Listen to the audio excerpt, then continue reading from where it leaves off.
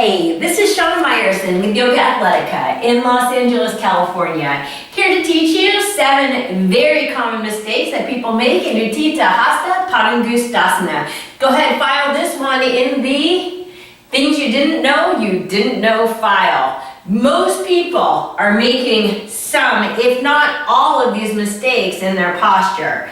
Let's talk. Always start with the base. Whenever we're doing a standing balance, the foot faces straight forward. Seems pretty straightforward, right?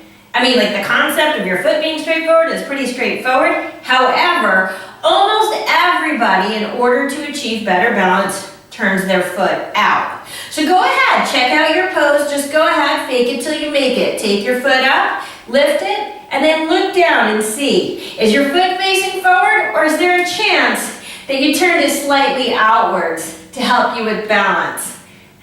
There's a chance, even if you don't think there is. Number 2 and number 3, I'm going to put these two together because honestly, even though they're very different body parts, they're very interconnected. Number 2 is that people tend to bend their standing leg. And number 3 is that people tend to round their spine. Now, you may not think you're doing this, and you may not be doing it to the extent that I just showed you, but you might also surprise yourself because a lot of people do it. Why are they doing it? Because the lifted leg hamstring might be a little bit tight. And so in order to straighten it all the way, the only way they can accomplish that is by stretching the body towards the leg, which creates the round spine, and of course the low back and the hamstrings are very interconnected, and so a tight hamstring is also going to cause me to to bend this bottom leg. Now, it might not be that extreme. I hope it's not that extreme. It might look something more like this. Foot is parallel, but this still ain't the pose. Okay? So, what does that mean? Super important. Standing leg straight is more important than the lifted leg being straight.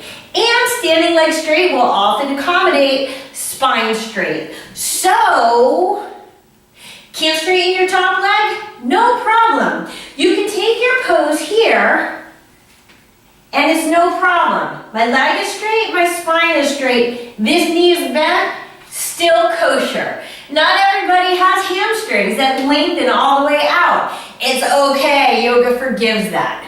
Okay, moving on. Number 4.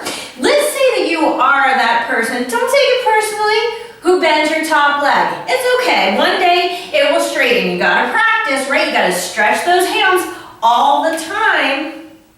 Check out my Paschimottanasana video, by the way, because it really gets into being really effective on the stretch of your hamstrings. However, you're that person, perhaps, who's bending your top leg. Remember, that is not a mistake. It's totally okay, but here's where the mistake comes in. If your top leg is bent, the knee must be facing straight up to the sky. What I see all the time is this.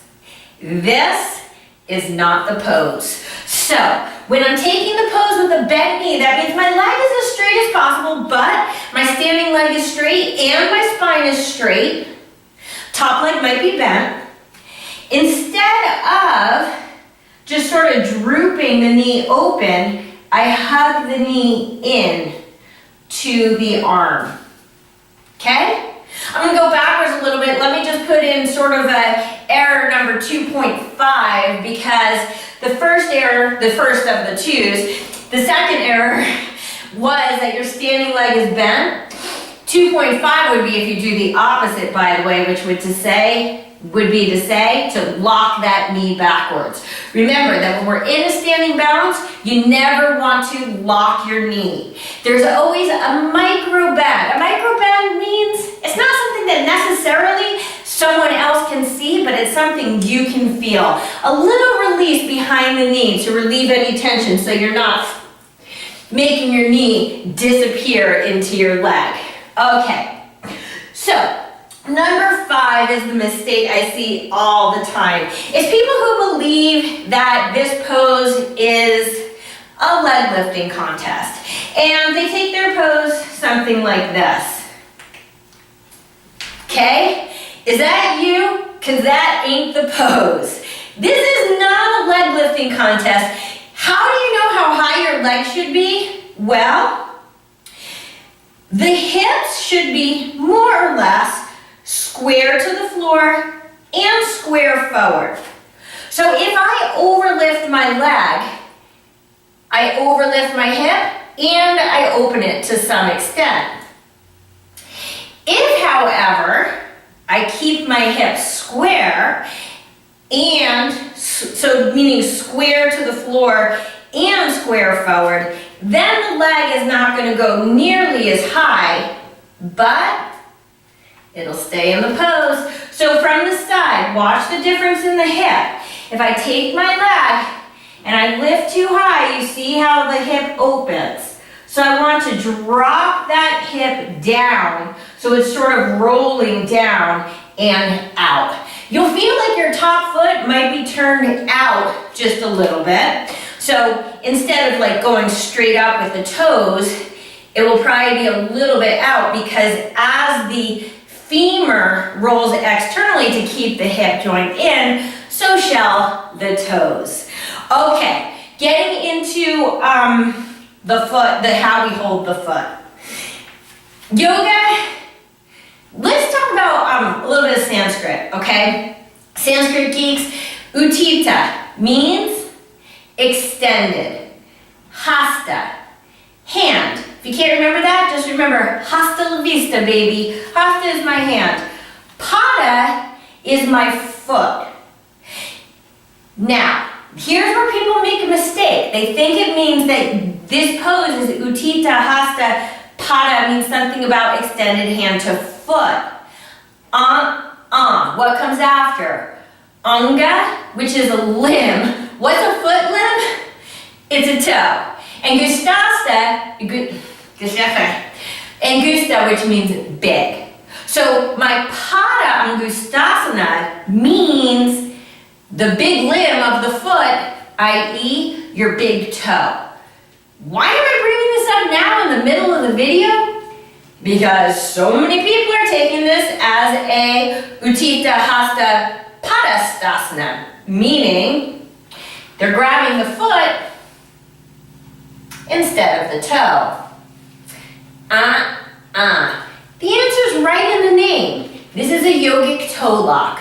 So, it's like you're taking your piece fingers, you close them up like scissors, and like a little finger karate chop, you chop from the inside, not from the outside, from the inside. 2 fingers between the big toe and the second toe. Hook on tightly, and boom. This is my yogic toe lock. This is how I hold my foot in this pose. Now, last mistake. Number 7, and this one is the biggest one.